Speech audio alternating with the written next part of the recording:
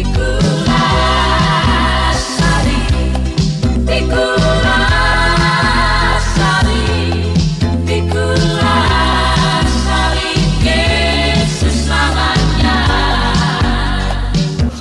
salam sejahtera bagi kita semua di dalam Tuhan kita Yesus Kristus. Semoga kita semua dalam keadaan sehat selalu dan diberkati oleh Tuhan kita Yesus Kristus.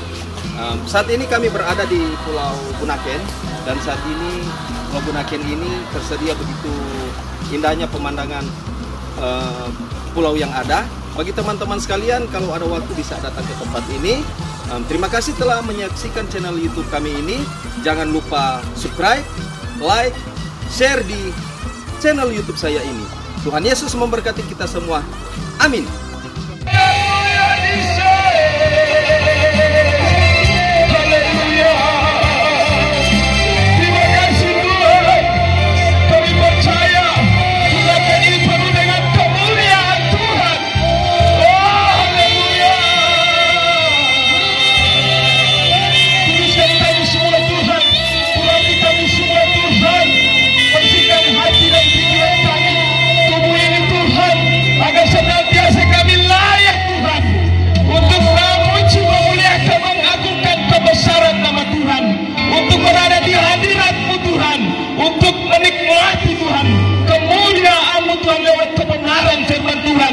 Siang hari ini, terima kasih Tuhan.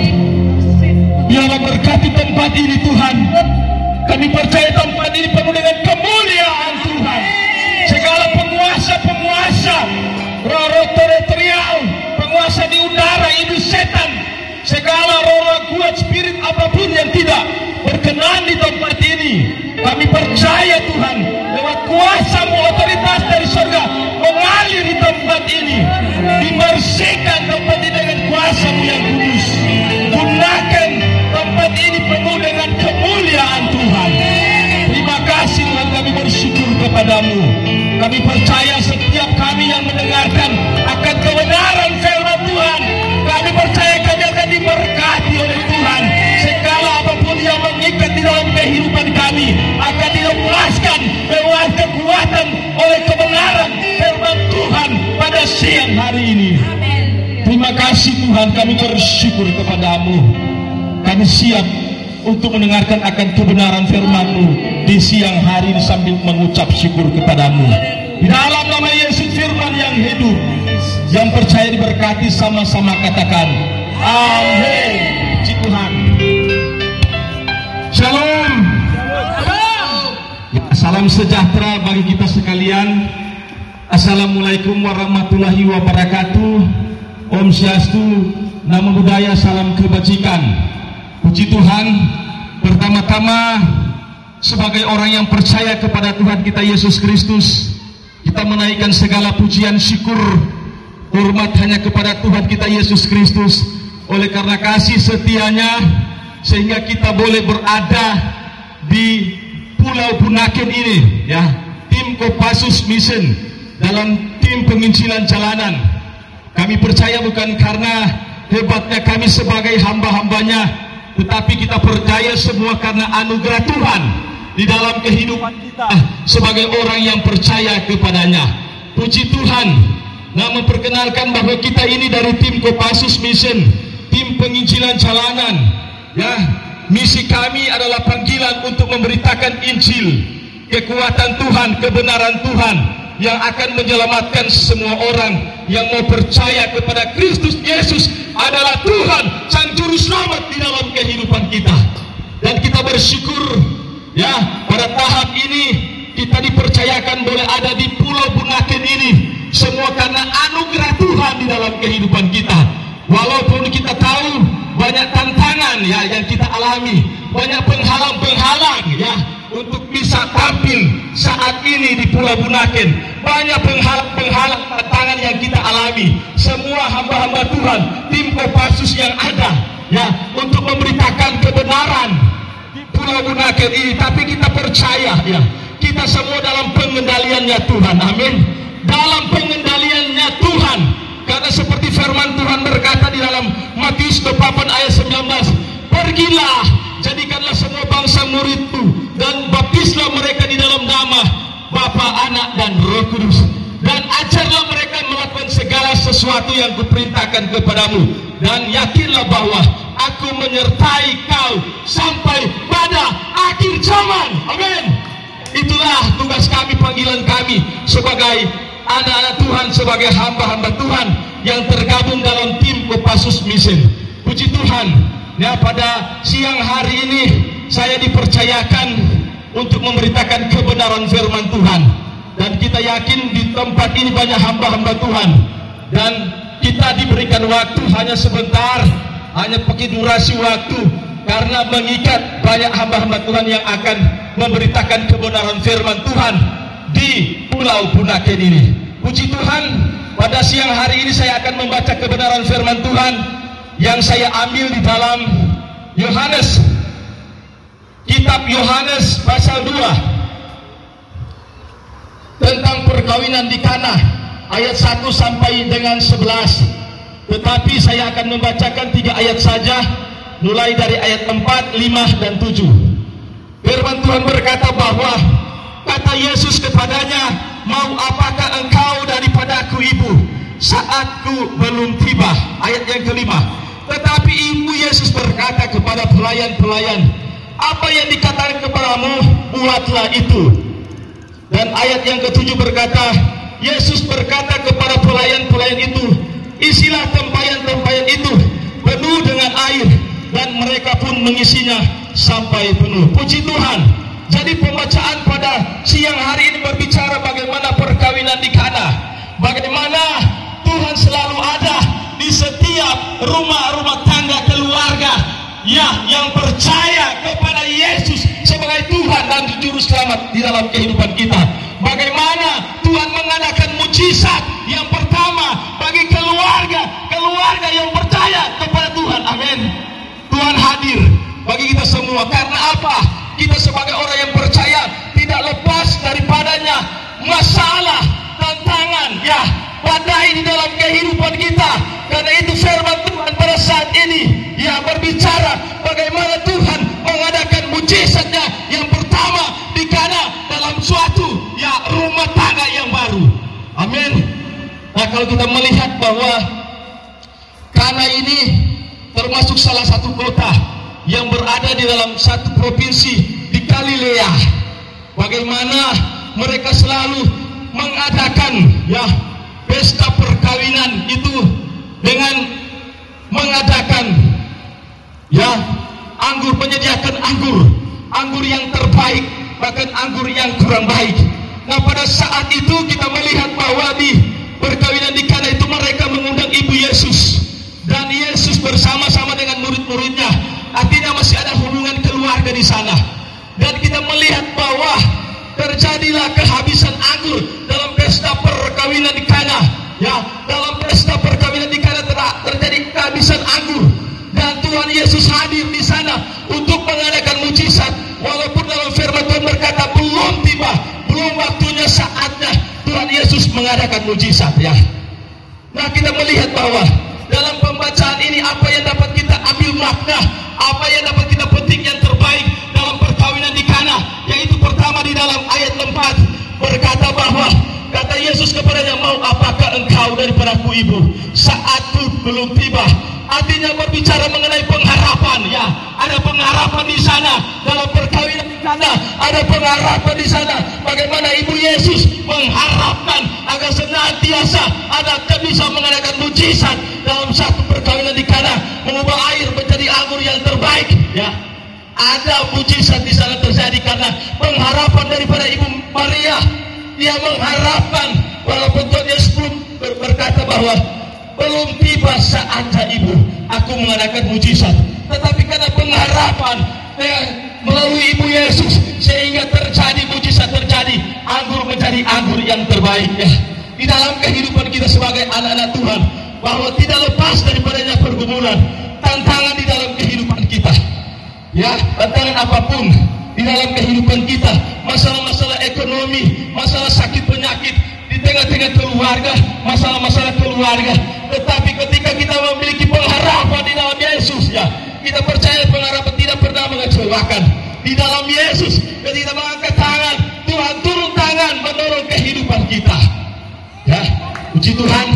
Ya, kalau kita melihat di dalam Roma 5 ayat 3 sampai 5 berkata, dalam kesengsaraan menimbulkan ketekunan, dalam ketekunan menimbulkan tahan uji, dalam tahan uji menimbulkan pengharapan, dan pengharapan di dalam Tuhan tidak pernah mengecewakan. Artinya kehidupan kita dilepas daripada kesengsaraan, tetapi kita harus bermegah di dalam kesengsaraan, karena kesengsaraan itu menimbulkan ketekunan. Sebab itu Tuhan izinkan masalah di dalam kehidupan kita.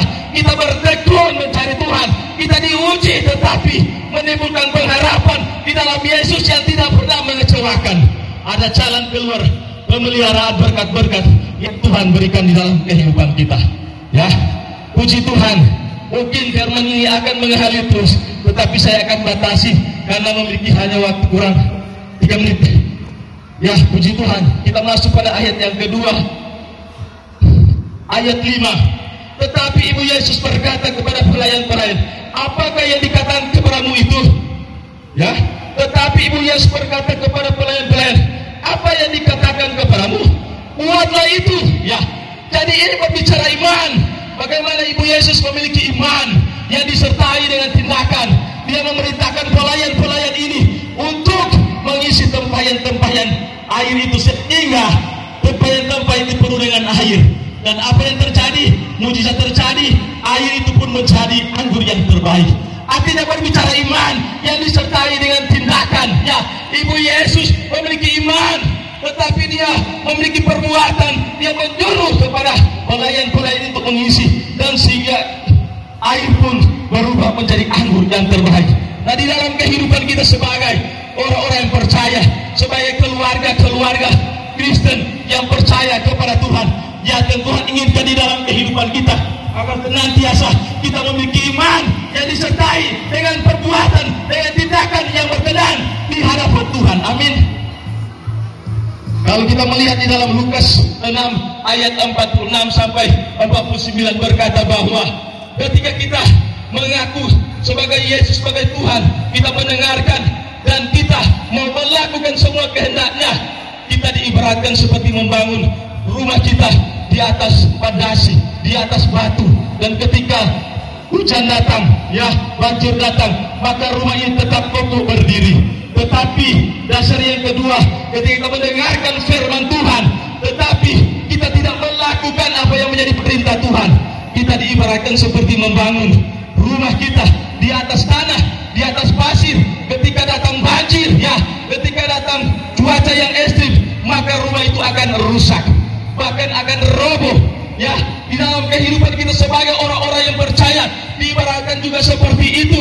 Ketika kehidupan kita, ya, kita hanya mendengarkan kebenaran firman Tuhan dan lalu begitu saja, artinya tidak ada tindakan, kedagingan jalan terus, dosa-dosa jalan terus, ya, maka ketika diizinkan dengan badai masalah di dalam kehidupan kita, kita mudah gampang goyah, kita mudah gampang khawatir, mudah putus asa, bahkan tidak jarang kita akan jatuh ke dalam dosa, ya.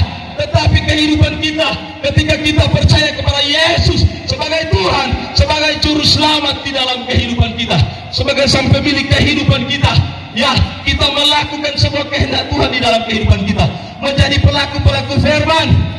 Dua berot dalam kehidupan kita ada kasih, sukacita, damai sejahtera, kemurahan, kebaikan, kesetiaan, kelemah lembutan, bahkan penguasaan diri selalu menjadi bagian dalam kehidupan kita, ya. Kita memberikan buah-buah yang terbaik di tengah-tengah kehidupan ini, di tengah-tengah keluarga kita, di tengah-tengah pekerjaan, bahkan di tengah-tengah pelayanan, ya. Maka kehidupan kita akan terjaga di dalam Tuhan. Ketika diizinkan setiap masalah, kita tetap kuat di dalam Tuhan. Amin. Ini yang Tuhan mau di dalam kehidupan kita. Iman tanpa perbuatan adalah mati. Artinya kita percaya kepada Yesus Tuhan sebagai juru selamat di dalam kehidupan kita. Kita harus tetap tinggal di dalam kebenarannya. Amin. Seperti dalam Kolose 2 ayat 6 sampai 7 berkata bahwa ketika kita percaya kepada Yesus Kristus, ya, kita harus wajib tinggal di dalam kebenarannya dan berakar terus di dalam Tuhan, dibangun di atas Dia dan penuh dengan ucapan syukur agar senantiasa iman kita semakin kuat di dalam Tuhan. Artinya kita tidak lepas daripadanya badai di dalam kehidupan kita, seperti perkawinan di Kana. Kita lepas dari masalah. Ketika Tuhan Yesus hadir, masalah itu bisa diatasi. Begitu juga di dalam kehidupan kita. Ketika kita berakar di dalam Tuhan, di dalam kebenaran Tuhan, maka kehidupan kita tetap kuat di dalam Tuhan. Amin. Puji Tuhan. Ya, yang ketiga adalah di dalam ayat ke-7 yang berkata bahwa Yesus berkata kepada pelayan-pelayan itu, isilah tempayan-tempayan itu penuh dengan air, dan mereka pun mengisinya sampai penuh. Jadi ini berbicara bagaimana ketaatan, ya, ketaatan yang dilakukan oleh pelayan-pelayan ini. Mereka melakukan apa yang diperintahkan oleh Tuhan Yesus, mengisi semua air di dalam tempayan-tempayan itu, sehingga tempayan-tempayan itu airnya berubah menjadi anggur yang terbaik. Jadi ini berbicara mengenai ketaatan di dalam kehidupan kita sebagai orang-orang yang percaya di dalam Tuhan, sebagai keluarga-keluarga yang percaya kepada Yesus Kristus sebagai Tuhan dan Juru Selamat di dalam kehidupan kita. Ya, kita memiliki ketaatan di dalam kehidupan kita, memiliki hubungan yang intim di dalam Tuhan, harus membangun hubungan yang intim pribadi dengan Tuhan.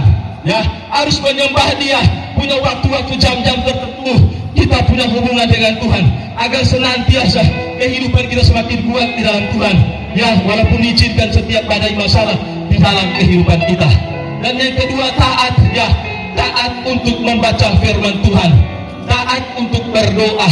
Karena melalui firman Tuhan dan melalui doa ini semakin membuat kehidupan kita semakin kuat di dalam Tuhan. Karena firman ini yang akan menjaga kehidupan kita, yang akan selalu menegur kehidupan kita ketika kita sudah keluar daripada jalannya Tuhan, ketika kita sudah melakukan kesalahan dosa. Firman ini akan menegur kehidupan kita lewat Roh Kudus, agar senantiasa kita tetap terpelihara di dalam Tuhan. Amin. Nah, inilah firman Tuhan pada siang hari ini, berbicara mengenai perkawinan di Kana. Bagaimana di sana ada pengharapan, yang ada iman yang disertai dengan tindakan, bahkan ada ketaatan, sehingga ya permasalahan di perkawinan di Kana boleh teratasi dengan baik. Di dalam kehidupan kita juga, ketika kita diperhadapkan dengan masalah, ya di tengah-tengah keluarga kita, ketika kita mau pengharapan di dalam Tuhan, kita beriman disertai dengan perbuatan yang benar di hadapan Tuhan, kita tinggal dalam kebenarannya, dan kita terus taat dan setia kepada Tuhan. Kita percaya mahkota kehidupan Tuhan akan berikan di dalam kehidupan kita. Amin. Seperti di dalam Wahyu 2 ayat 10b, mahkota kehidupan yang Tuhan berikan di dalam kehidupan kita yang mau taat dan setia. Ya, ini mungkin ya firman Tuhan yang boleh saya bagikan bagi kita semua. Biarlah Tuhan Yesus memberkati kita semua. Shalom.